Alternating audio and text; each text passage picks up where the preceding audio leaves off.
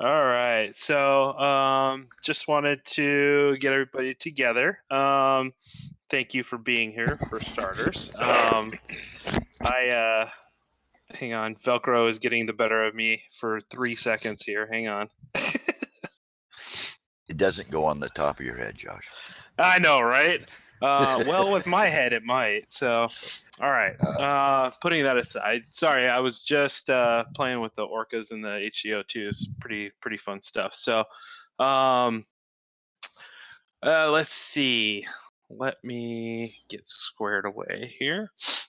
Tonight, I'd like to touch base with everybody. One of the first things, and we just had a meeting about it, was content for the website. We are kind of putting together a plan for what we're going to be hosting on the website in terms of blogs and information beyond what's already there. So, what kind of content would each of you like to see going forward from the FPVFC? And please be frank. Let me know what you're looking for, and we can kind of incorporate it into our plan. It's a big deal to us that the website is a hub for information, and we'd like to expand on that a little bit. We're going to do that without having satellite entities that contribute to things like that. We're not big enough to have charters or anything yet.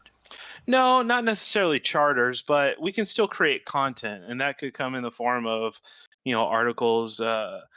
Personally, I write articles for Get FPV, so it wouldn't be a far cry for me to jump over and write articles for the website either. So Maybe just like club members saying we get together as a group, maybe send Josh something. Hey, we had this thing going this week. Blah blah blah.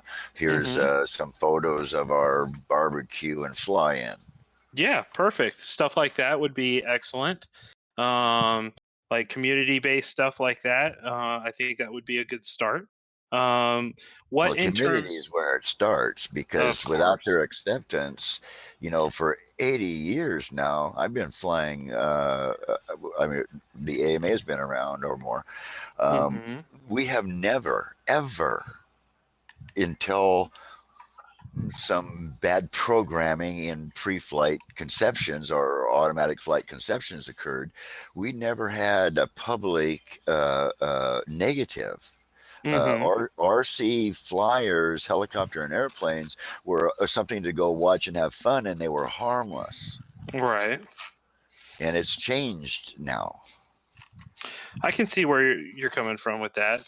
How what type of on that same term, what type of content would you think would help alleviate some of that information, like misinformation, I guess would be the better word. Well, that's what I've been fighting, and I've talked to you a couple of times about. I fight Hmm. this all the time, and I found that the best support I get is community. So I'm just throwing something out. I'm just a brainstorm. How in our content, how can we best get the general concept? Because just like me, you have made the same comments.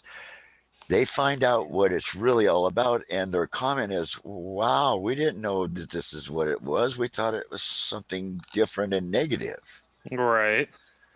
So it seems to me that the only way we can do that is community by community. Like here in Port Angeles, Washington, I go to the city fathers and things like that. I am the president of our local AMA chapter here, guys, Hmm. among other things. We do public fly-ins at a public gym twice a month, where the public is welcome to do we do little drone races and little helicopters and airplanes, foamies, things like that. My club puts out articles in the paper inviting them not only to our fly-ins, but we also go to the city fathers and the county fathers saying, hey, we would like to do a little thing in this park locally. And I have found that kind of gets outside of our area by word of mouth. Well, with the internet, that really helps. Yeah. And it kind of starts to grow. Okay.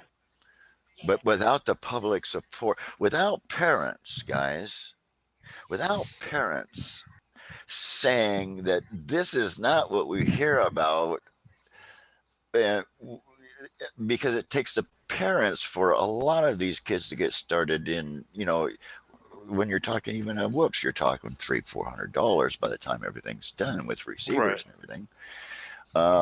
We have to get the community behind. We are all RC pilots, my friends, whether Mm-hmm. it's multi-rotor, single rotor, or fixed wing. Yep. Absolutely. Absolutely. And that's what we have to protect. The general public flyways are our shared airspace. Even with the EAA, our civil airspace is what we're protecting. Mm-hmm.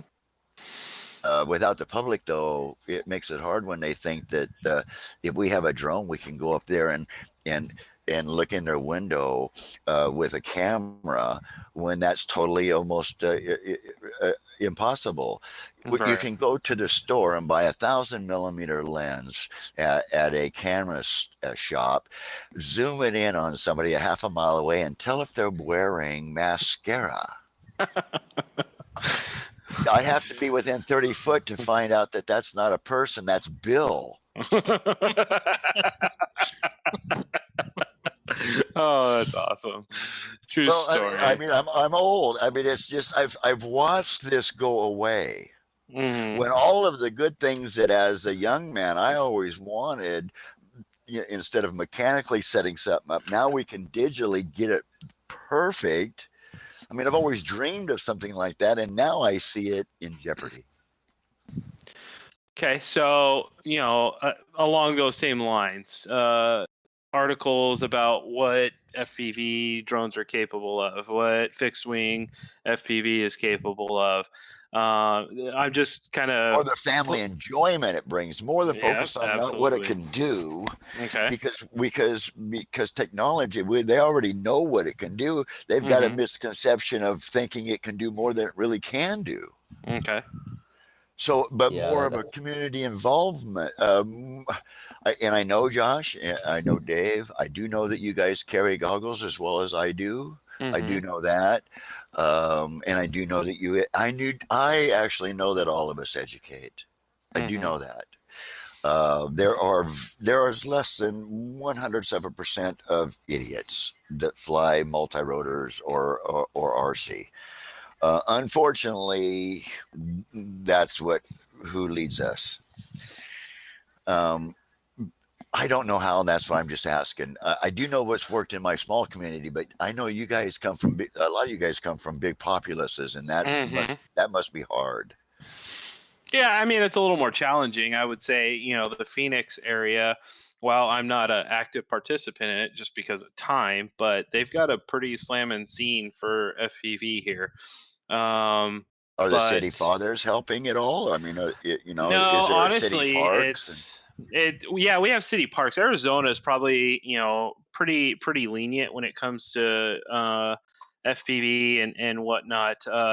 Arizona has a law that eliminates the ability for cities and local governments to enact UAS regulations. oh, So it's pretty free here. The state of Arizona, or at least the city of Phoenix, has mandated. I think it's state of Arizona has mandated that at least one park in every city has to allow model airplanes, model aircraft. So all that kind of helps the scene here. Plus, it helps that I know that Preston, he lives about 10 miles from me from race flight. He does a lot of helps organize a lot of that stuff and whatnot here locally. So well, then we um, need to get some more of that content out on the website. If you mhm. have the ability to have more projects in your around you, then by gosh, maybe I ought to move to help you. Because Well, you got to be able to stand the heat. we actually lease our property from the Port of Port Angeles and William Fairchild International Airport, but we're Hmm. basically controlled by Whidbey Naval Air Station over in Friday Gotcha. Harbor, so that even makes it harder for me. Hmm. Yeah, But I the mean, I've been to counties. I've been to some of the AMA clubs here. Just met people who are members. I went to one of the flight fields that has since been kind of co-opted and taken over and shut down. But there's a lot of good people here doing a lot of great things with FPV, and several of Phoenix pilots are like newbie drone sponsored and race flight sponsored and whatnot. But I would say, and I've seen some of the same kind of stuff coming out of bigger cities. There's a good scene, but the problem is the scenes tend to be kind of closed off. And correct me if I'm wrong, if anybody else has seen differently, in terms of people kind of want to stay under the radar, and they don't really uh, advertise a lot of events and whatnot. And that's the kind of stuff that I think we need to change from just my personal belief in terms of advertise, get people to come to these events, and whether they're participating or not. Like DRL in Phoenix was a huge deal. 6 to 8 thousand people showed up in one stadium to see drone racing.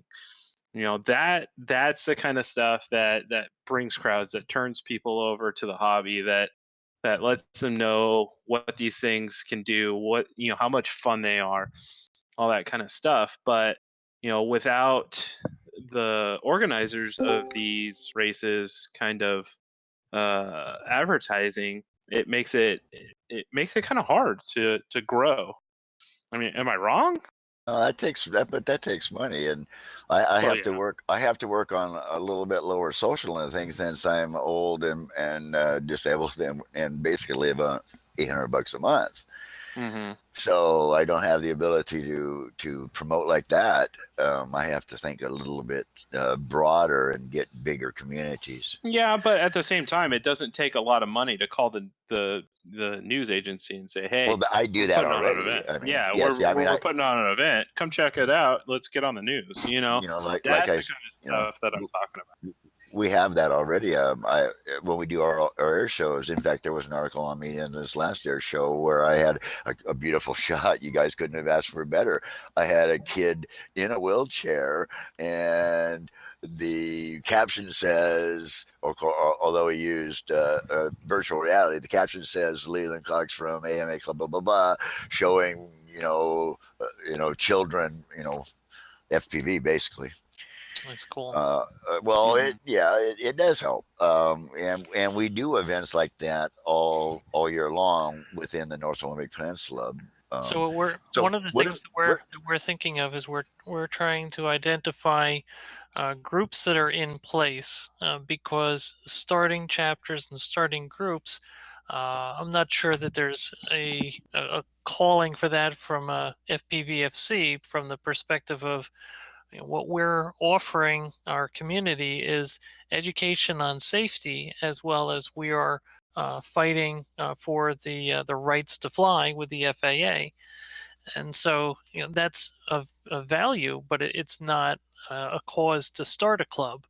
But if you're into FPV, if you're in the DRL, if you're into racing with multi GP, or if you're into racing with there's another national racing group I came across, Safety Third, which amazingly they do a lot with schools. With their name is it's I think it's speed and power are first and second, and safety is third, the way they derive their name. But they are doing a lot of great things with mostly high schools to get kids involved. So what a perfect opportunity to try to provide education, and also let the parents know that we're advocating, for safety, as well as for the right to fly.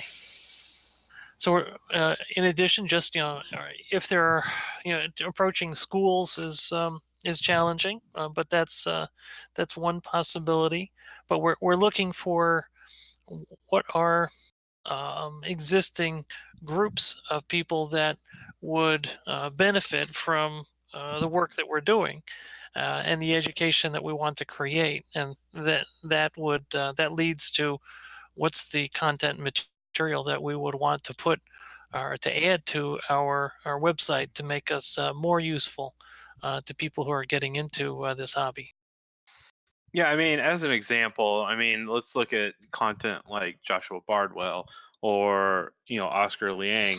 These are guys that post articles in depth a lot of times on how to do certain things or whatnot. And I think another source for that, while helpful, probably not the best idea in terms of saturation. So I mean, some of the ideas that we kind of tossed around were, what do I need to do to get into FPV?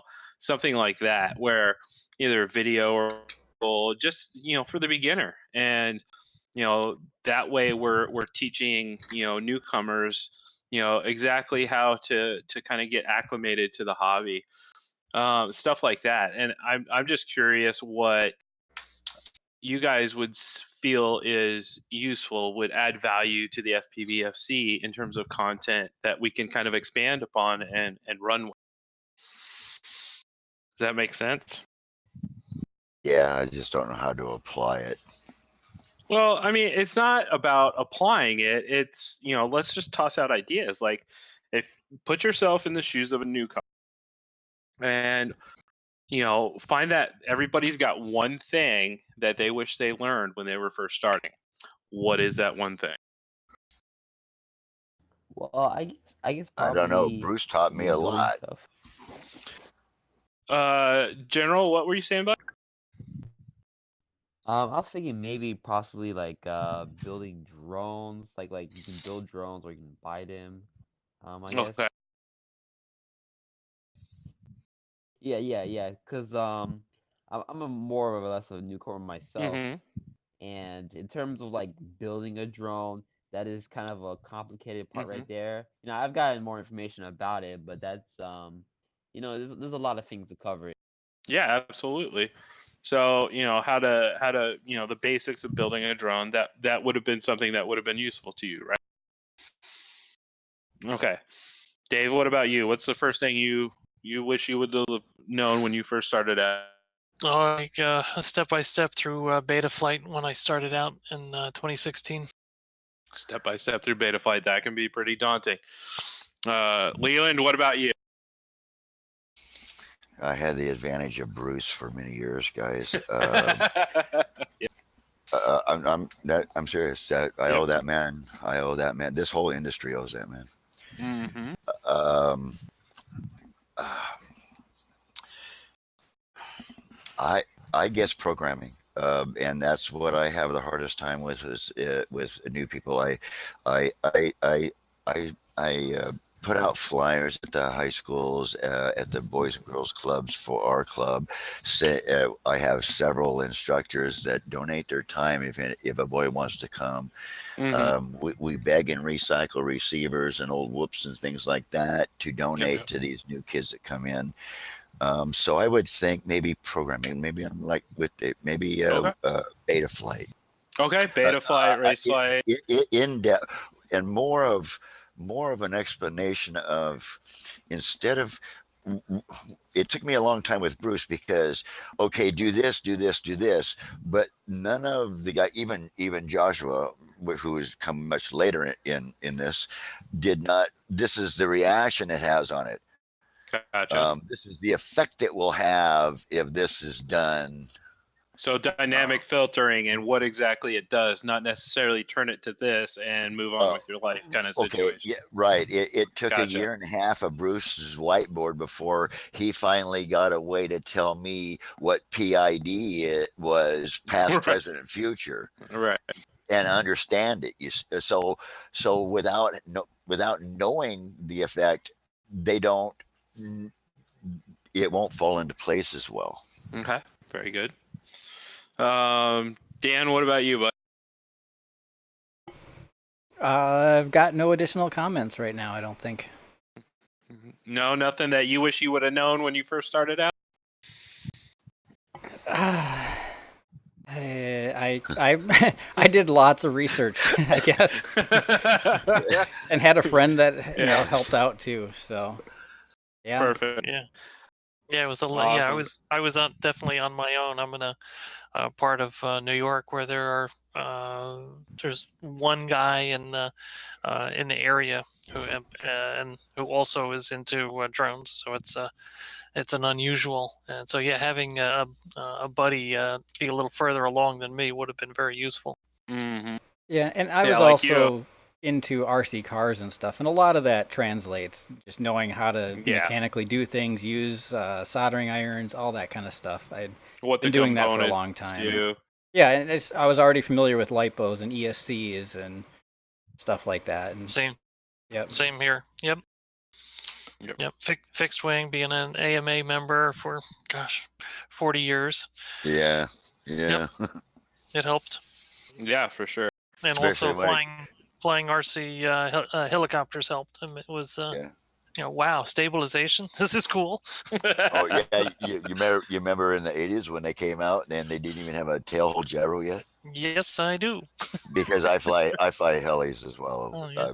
all the way. Yeah, I have from 100 to 700. Good. Excellent. 500, yeah.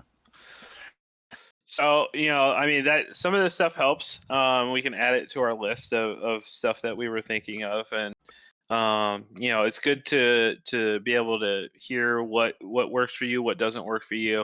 I like the in-depth stuff. That definitely it poses a challenge in terms of creating content that adequately describes that, but it's not something that's insurmountable. So One of the guys also said, so we've just talked about, a bunch of us came from fixed wing RC or RC Hillies or or RC cars, and so we had a good understanding of brushless motors, ESCs, lipos, transmitters, and how to properly and safely handle them.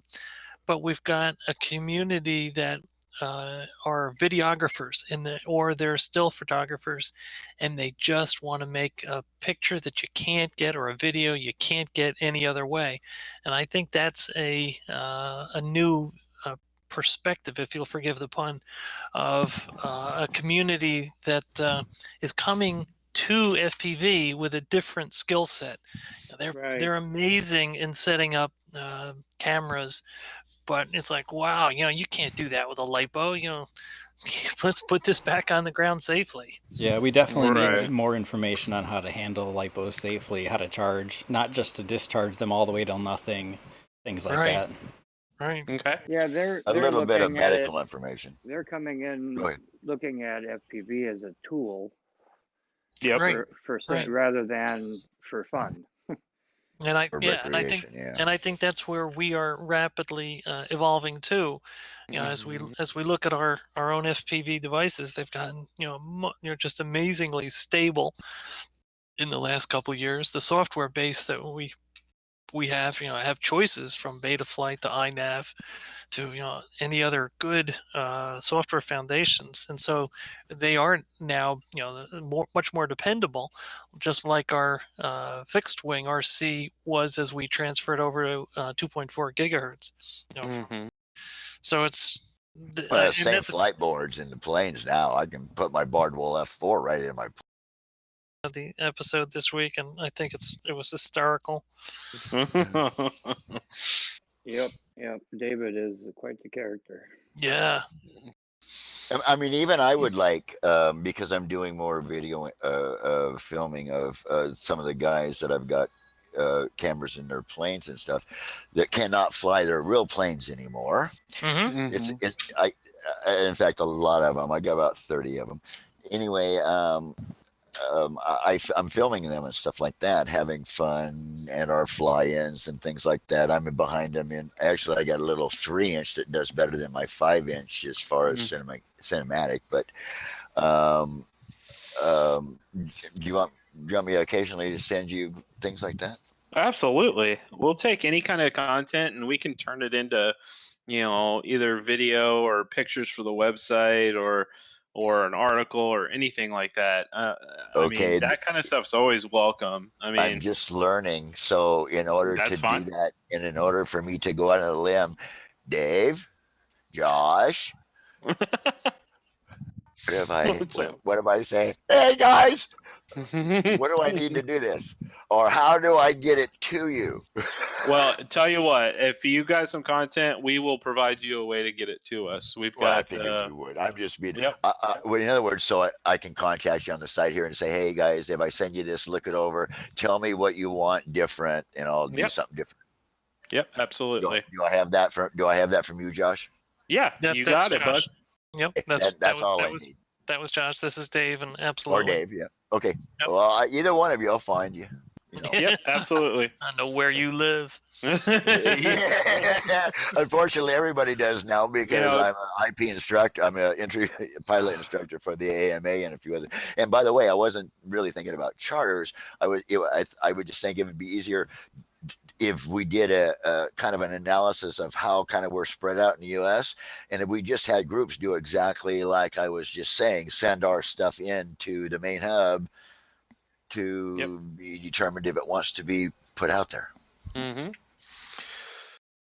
I like that idea. So, more to Dave's point, I think, at a certain point, we need to start almost creating a home for some of these, these film guys, these commercial drone guys that want to go to FPV, that are using FPV as a tool, and ensure that they know the safety guidelines, ensure that they know what they need to be doing. We need to create a space for them, and not that we need to create a whole separate entity or anything like that, but just be able to welcome them into the community, because as drone pilots mature in terms of recreational, they're going to be shifting over to that commercial side.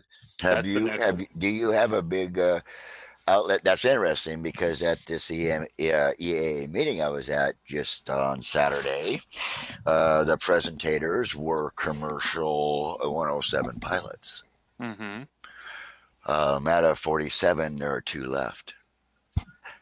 40% did not renew their license. Only 40% renewed their 107 licenses this go around. Yeah, I think while the 107 mostly corporates are corporate is making their own departments. Correct.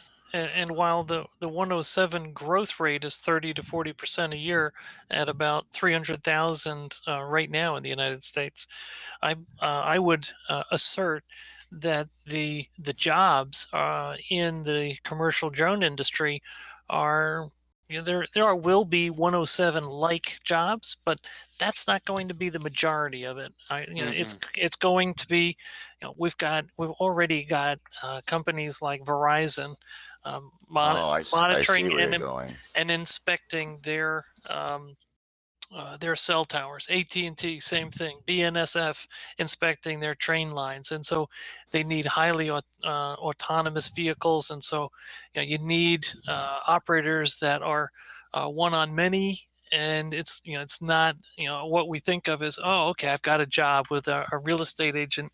I think that will be a part of it, but I that's not where we will see an explosion of utilization of drones. No, I would also say that, I think since 107 was implemented, there's been a maturing of the commercial side of the business, and in terms of people, I think a lot of them jumped on it to begin with, found out that they couldn't, compete with some of the other companies or other people that are doing the jobs, and therefore gave it up. Beyond that, I think there's a lot of room for growth in the ability to analyze the data that's coming off these drones, especially from an agriculture standpoint or mapping standpoint.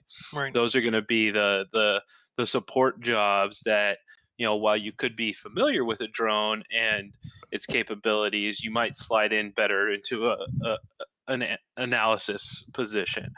So right. The bolt-on verticals. Now that I've got an infrared camera, what can I do with that? Now that I've got ground penetrating radar, what am I going to do with that? Or LiDAR, any one of these other things, And it's funny because I see more and more shows on TV. I tend more towards the science and the history type programs. Amen.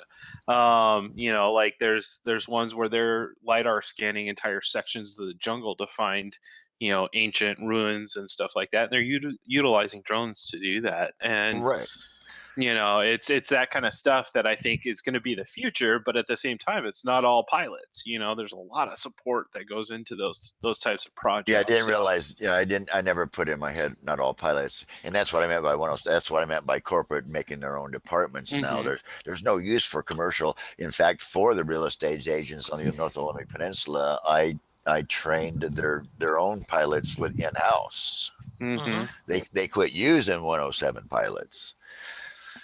But they're still going to have to get their 107 or their. Oh, they still have to get their license, right? Yeah, Right. Mhm. yeah. But they're just hired in house. I mean, they have a department now. My son As opposed to contract, yeah. as opposed to contract, correct? Yep. Yeah. Yep. But I never considered all the other aspects. That's a good. So you guys are good for an old man. That's it. That's Kindred awesome. soul. So, Josh, one of the things I was thinking about on the education and content is offering the videographers education on FPV. Now, we've been saying that, but it's like, so what we're talking about is, look at the Venn diagram and trying to create some buddy system, mentoring back and Mhm. forth. So I like that idea. I'm a video guy. I can get some help from, I can just, find a friend in the FPV land, or I'm doing FPV and I can't figure out this, camera to make a pretty video, help. Yep. Our Not only local that, groups would but help that too. yeah, it would. But in not an only area. that, if you think about, a lot of these guys are coming from closed ecosystems in terms of, let's say, DJI, just as an example, they're coming in from these, highly tuned, highly integrated, closed loop systems for their drone and all its capabilities. And then, if they're coming over to FPV, they're going to need to learn beta flight. They're going to need to learn, how our gear works, that it's more hands-on as opposed to ship your unit in when it needs repair, that kind of stuff. And Yeah, I as well think as there's flying 5 times faster than they're accustomed to. right and not flying at mid stick. yeah, Right. creating a kind of mentorship program would definitely be key, and I really do like that idea. Well, it's really worked for the AMA and the EAA through the Young Eagles, the AMA IP instruction, and the Young Eagles program. They contact us and get us involved. And even Horizon Hobby actually has a regional. So if somebody buys a trainer airplane or anything, they will contact me or one of us up here and get us together with that person. And AMA waives and our club waives their AMA fees. They're allowed to be with us for 90 days and fly under our AMA stuff to decide whether they want to stick with it. Yep. It's good. All those things work good. real well. Yeah. Yep. So I do want to touch before we run out of time. We still have about 20 minutes left, but Dave, correct me if I'm wrong. December 14th for the 20. NPR. 20th. Okay, perfect. So do keep in mind that the NPRM for remote ID is upcoming December 20th, a couple days before Christmas. I know that's not going to be anybody's focus at that time, but as soon as the holidays are over, let's I want to jump on that. We'll probably do a call, one of these meetings on it, kind of compose some thoughts, and definitely get some information sent into the FAA in terms of that, a response sent in. So is it going to be televised? No, it's an NPRM. So what it is it's a notice of proposed rulemaking. Proposal. And what they do on it is the FAA basically submits, this is what we're going to be doing for remote ID.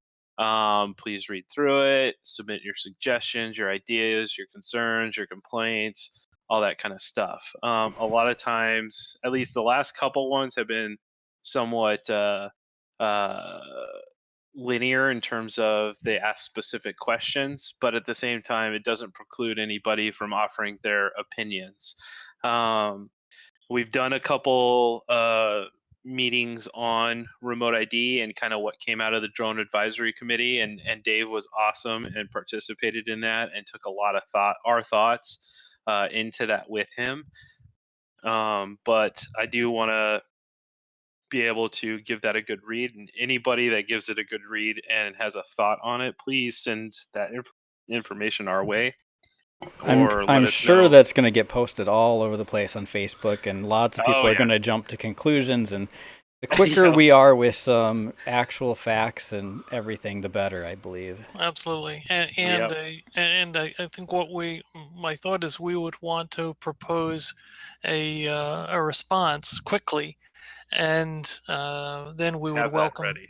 welcome folks across this community to comment, add, subtract, get their views in, and then we might ask people to individually, if they're willing to send into the FAA either Personal anything responses. that echoes the opinions that we've put together, or lock, stock, and barrel just copies it. That appears not to be a bad approach. Yep. The more of one thing that we can get in there, the louder that voice is. So Right. I like that approach. Anything out of the drone advisory committee task groups over the last couple of weeks, Dave? There has been. So there are 3 task groups that are running that were kicked off out of the October 17 Drone Advisory Committee. This is the FAA Drone Advisory Committee, and they were UTM, unmanned traffic management, facilities maps, and BVLOS, beyond visual line of sight. They broke the BV loss to 6 subgroups. Those subgroups are operations over people, detect and avoid, spectrum command and control, type certification and production certification, autonomy, and BV loss terminology and definitions. Some of these may be swept or combined. I think 2 of them are going to be pulled into the type certification, and the terminology is going to be combined.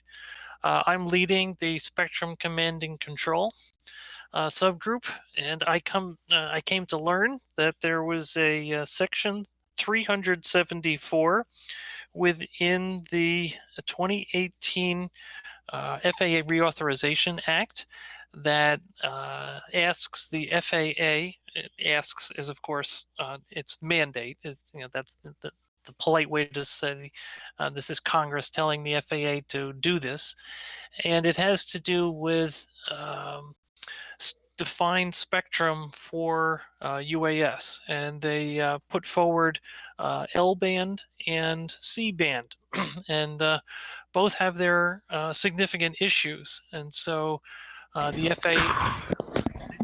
FAA issued a memo on October 18, 2019, with a 1-month response window. So all responses were due November 18, 2019.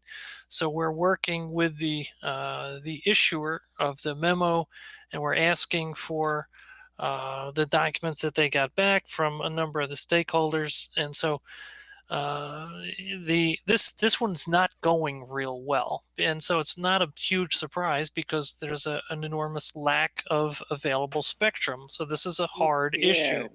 That L band, by the way, is set aside for medical device use, because that's one of the things. You're absolutely right. Yeah, because I design telemetry systems at hospitals that use L band. Right. No. Wow, so you're perfect. Yeah, no. Can we keep him? No problem there. And so so it's health utilization. The other is already the bands are used for navigation and autonomous flight of manned aircraft. So these are heavily used bands. One is not so good for long range, and so this is as you look at this, if there was no utilization on either of these bands, you'd say, well, okay, I think we can probably figure this out. But given that one is heavily utilized and has better range, and the other one doesn't have good range, so it's like I said, it's a bit of a mess. Now, theoretically, we're supposed to have a comeback to the Drone Advisory Committee in January. That's a month away. And I think we're going to either request some additional time, or they may push the DAC out. We'll see what happens. The facilities map subgroup, I'm sitting in on that one as well, and I've offered to take notes and minute the meetings and help facilitate, and in an effort to increase our visibility and help, and that's coming along well. And one of the things that we've been able to suggest to that group is the addition of shielded operations that Bruce, aka XJet, has recommended to us a number of times, which is a very sensible notion. If you're flying under the altitude of the tallest thing around you, and if the thing is a building or a tree, and it's in a enclosed space of buildings or trees, then certainly it would be unusual to have a manned aircraft fly in that same space. So that shielded area should be a good place for FPV, and that's what they do in New Zealand. So we've noted that to this group, and it's so far well received. And as I think I mentioned 2 weeks ago, the woman chairing that facilities map group is the CEO of one of the airport authorities, so certainly extremely knowledgeable and very interested in making this work. So I'm not involved in the UTM subgroup. So that one, I believe, is going to be dominated by larger companies. Yeah, corporations. We've got Google, Airbus, AirMap, Amazon wants in. And so there will be a federation of UTMs across the United States. It's not going to be akin to the ATC that we have pretty much of a federally run, federally regulated. UTM will be federally regulated, but it will be a federation of systems. And spending a fair amount of time on this, which is why we want to make sure that we balance. And I'm delighted that we spent as much time as we did on education, community, because we want to make sure that we're focusing on that very much as we move into 2020.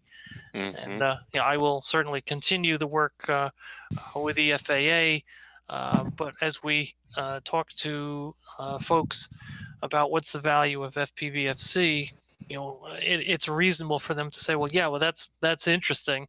When is that BV loss going? 2 years? You think that BV LOS regulation's gonna? That's nice. Talk to me in 2 years, and that's to me that's a reasonable response. So what is it that we're doing right away? And I think that's around education and safety education. Yep, absolutely. All right. Well, I think that's some good information coming out of the DAC. The facility maps and shielded operation, that's really awesome. And I mean, the FPV community could take that and run with it for miles. So I think if we can work that in any way we can, would be an excellent thing. So yeah, if we can, I agree. If we can pull that one off, that'd be fantastic. That'd be huge. Yep. Huge. Yeah, I wanted to get this in earlier, but when we were talking about some of the things that would have been nice to have had it when we started. Yeah. I mean, I kind of went 2 years before I actually found somebody to fly with in the area. Now, these days, there's a lot of groups, and it's not too difficult to locate a group within, say, 100 miles of you. So not that we need to publish or, point out resources to find groups, but I think if we had some sort of a welcome packet, or if we could get in with the groups like the multi-GP chapters, with a packet or something, so that when new members come in, and they will seek out local people, you learn so much faster from somebody next to you than you do from a video. Agreed. And one of the things that we've been thinking about in that welcome package, since a couple of us have had corporate marketing experiences, here's a good way that you should and could approach your local press. So you're putting on a race, and these are the things that you want to stress. And so here's a script for that phone call, because we've got young, enthusiastic people who are they want to race, and hey, sir, at a newspaper, we're going to do a race on Saturday, and it's going to be awesome. and Right, and that right. that doesn't do it. We need Right. to say, this is would like you to publicize this. Would like some PR on this, from the perspective of this is a community activity.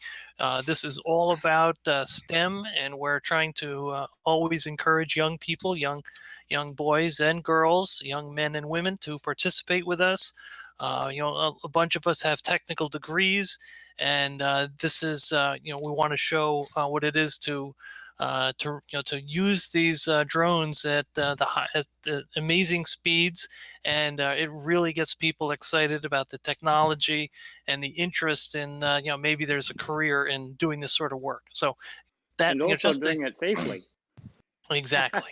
And that's our message to the various club or the racing clubs, in terms of we can help educate your new members on how to do this stuff safely. So that's not something you have to worry about. Yeah, that'd be good. And then really, to get it in too, you can really push the insurance option, because I know that's I think a lot of the, at least in my area, a lot of the clubs would probably do away with AMA altogether, but because of the insurance, they don't. Right, and if you're doing a race, if you're holding a race, and if there's any prize, whether it's merchandise or cash, the AMA insurance is null and void. So insurance gets to be very important at that point. Right. That's what I meant by I don't have the money to promote. Yep. So, all right, guys. Any other last minute comments or questions? I don't know why I said it like that, but hey, there you go. I said it like that.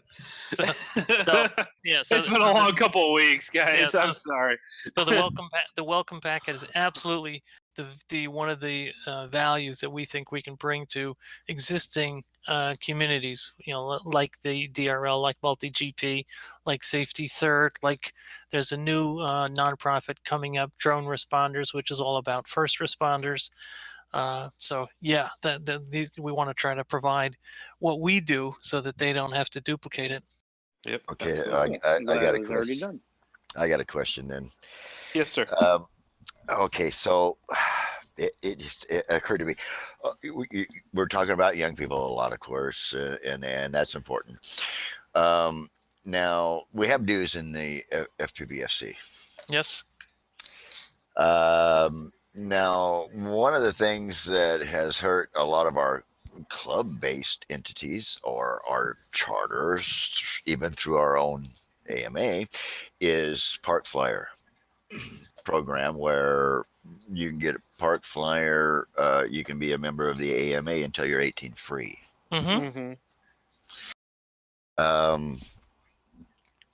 Should we? How long is it going to be before we get to an entity capable of doing that, to where we can have young people? So in other words, not just promoting the AMA, I can bring these, let's say I go to the Boys and Girls Club, which I have in 3 weeks, a meeting in 3 weeks with me and the vice president of our club, to do some programs there. They don't want to join AMA, they want to join FPVFC. And that's fine. And so far, if a young somebody or at the old, Boys and Girls Club can't afford $40 or $75. It's we actually have a youth membership. I think it's $20. It is.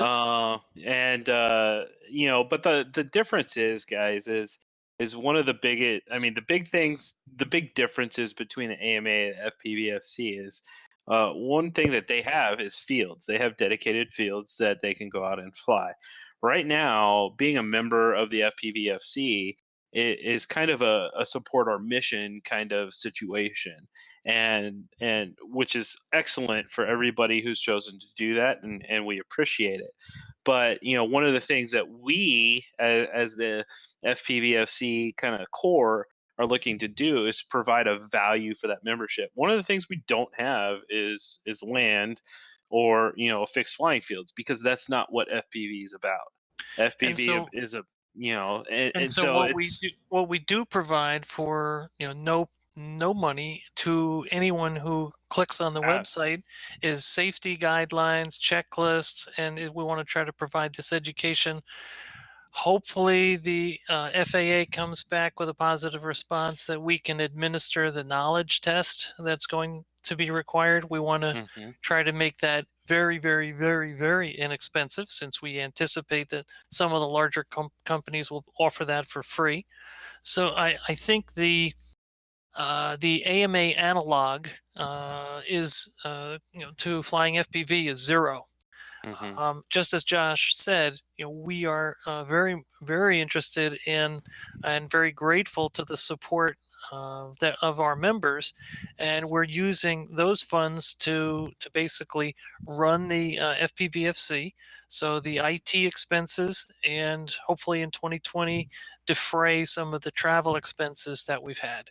But we're still 100% volunteer. And we're dedicating our time and money to the FPVFC so that it is free for young people. And the insurance that we propose, Skywatch.ai, the FPVFC does not get any kickback or anything from it. any funding, any fees, any rebates from Skywatch AI. We just know the research that we have done that that's a good place if you're a recreational FPV user. They'll offer you insurance, which is unusual. Hard to come by. Yep, there are not a lot of companies that do, and they also provide insurance for racing. Does that help, Leland? Oh yeah. Oh yeah. Good points. Good points. Yep. Well, absolutely. they are good. They are good points, but gentlemen, the park program does not have land either. The park flyer program is our city parks, and that's exactly what we're talking about. And without people in our ranks, we have no voice, clerically or not. Yes. So I was just trying to ask. And Josh, do we actually have a $20 youth? Yes, we do. Yes, we do. Okay, to what age? To 18. Yeah. Because I can press that a lot easier than 45 or whatever the other is. I went in at 75, so I don't know. I mean, I never looked before. There's a youth. It's $20 and up to age 18. At 18, if you want to carry on, you get the adult membership, which is $40 standard. We're gonna be discontinuing the $75 one here pretty soon. While great, I want to. It needs to be kind of a prestige founders members kind of thing. I think we're fast approaching the 100 members of that. So we're going to be back to just 40 and 20. And we made those fees inexpensive on purpose. And we're just over 100 members. So thanks everyone for that. Have we broke 100? Yes, we have. Yep. Oh, yes, we cool. have. Cool. First major milestone. Well, the last time I checked, it was like 95, I think, when you were talking to Michael. That's correct. Yeah. Oh, I keep tabs of you two. Oh, hell yeah. That's funny. Yeah. I know. You called me Michael, and I answered to Michael. I also answered. No, I keep tabs on you and Michael Rawlings. Oh. Oh, yeah. No, I know who your name. That's funny. Hey, thank you, gentlemen. Excellent. Yes, sir. Anybody else have any last comments, questions, concerns? Yes, I have a quick question. Yeah, what's up, bud? You see, I'm 17 myself, and I have the AMA junior card. Now I was wondering if I'm insurance, is that covered under that membership? That's secondary insurance. So not that I can answer for the FAA. There is a or the AMA. Josh. AMA. I apologize. But it is secondary insurance. I don't know if your membership covers that. It's a good question that you can call the AMA on and ask, or check their website out. It's the Park Flyer insurance, so it is limited in benefits amounts. I think there's you can find that information at on the their AMA website there. Yeah, and with all the detailed descriptions thereof. Correct. So. Right. Okay, And okay. does secondary insurance mean anything to you? Does that this is this was Oh, new, he's a young person. Yeah. this is an education to us as well. I mean, Good this question. Good clarification. So secondary insurance, basically, what it is it's insurance that kicks in after another type of insurance is exhausted. So generally, your parents will have like a homeowner's insurance. Sometimes that covers drone flight. Sometimes it doesn't. It depends on your policy. So it might be a good question for your parents.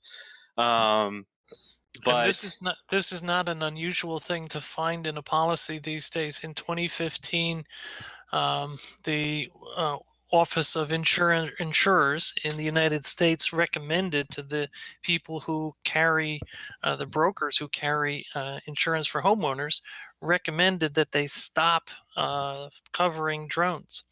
Yep. So, if you find that your homeowners does not cover in primary insurance, then you can be in a bind with a situation with the AMA.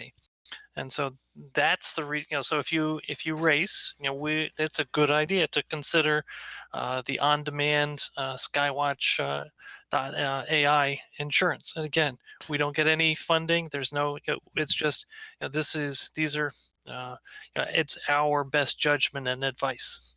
Yep. And the on-demand through AI through Skywatch.ai is really inexpensive, and you can go anywhere from an hour to a full day, a full week, or you can even do monthly on there. So if you're going to be flying for an hour or two, you can have insurance for a couple of bucks, and then when you're done, you're done. But yes, secondary insurance will kick in after primary kind of takes over. It's something we had to learn. I actually, had to make some phone calls, and so did Dave, to kind of get our heads wrapped around some of this. But yeah, so AMA is strictly a secondary insurance. So. Did that help you, young man? Yes, it did. Yes, it did. Thank you very much. Perfect. So, any other questions?